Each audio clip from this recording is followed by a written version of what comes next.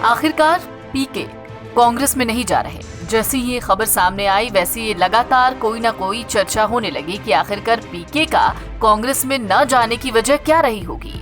अपनी अपने तरीके से लोग इसकी समीक्षा करते दिखे, यहाँ तक कि राजनीतिक पार्टियों के जो राजनीतिक विशेषज्ञ हैं वो भी इस तरीके से अपनी समीक्षा करते दिखाई दिए।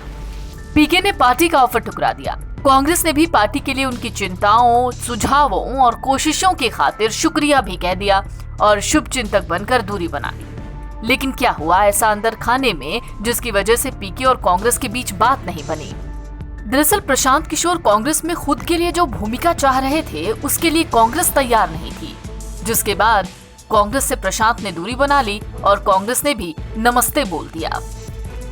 एक रिपोर्ट के मुताबिक 4 पॉइंट्स हैं जिनके बारे में बताया गया है कि ये वही मामले हैं जिसको लेकर पीके और कांग्रेस में बात नहीं बनी और एक बार फिर पेशेवर चुनावी रणनीतिकार प्रशांत किशोर की ग्रैंड ओल्ड पार्टी में एक समय तय दिख रही एंट्री पर बैरिकेड लग गया।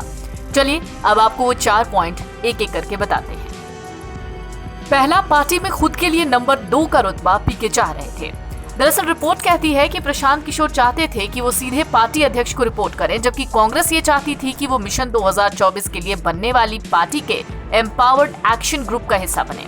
पीके खुली छूट चाह रहे थे जो एम्पावर्ड ग्रुप के सदस्य के तौर पर मुमकिन नहीं था।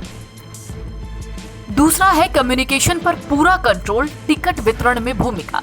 प्रशांत किशोर पूरे कम्युनिकेशन पर कंट्रोल करना चाहते थे। वो यहाँ तक चाहते थे कि जब टिकट का बंटवारा हो तो उनके हिसाब से हो। एक तरीके से खुद के लिए एक वीटो पावर चाह रहे थे। दूसरी तरफ कांग्रेस का रुख ये था कि अगर पीके को पूरे कम्युनिकेशन सिस्टम और टिकट वितरण का अधिकार दे दिया गया तो ये पार्टी में दूसरों की भूमिका का अतिक्रमण हो जाएगा। तीसरा था सहयोगी दल तक खुद तय करना चाहते थे पीके।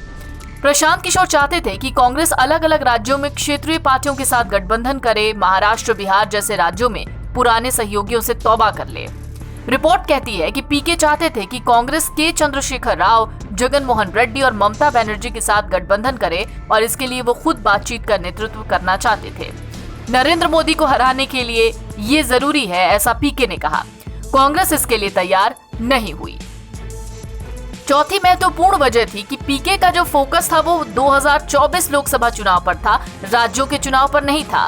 प्रशांत किशोर चाहते थे कि सारा फोकस 2024 के लोकसभा चुनाव पर हो, जबकि कांग्रेस ये चाह रही थी कि फोकस 2024 के पहले इस साल और अगले साल होने वाले गुजरात, हिमाचल जैसे राज्यों के विधानसभा चुनाव पर भी हो।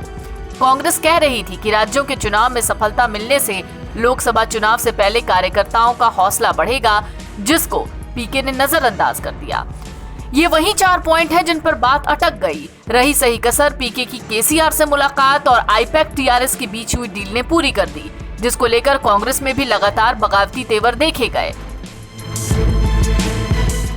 एनबीटी ऑनलाइन की रिपोर्ट।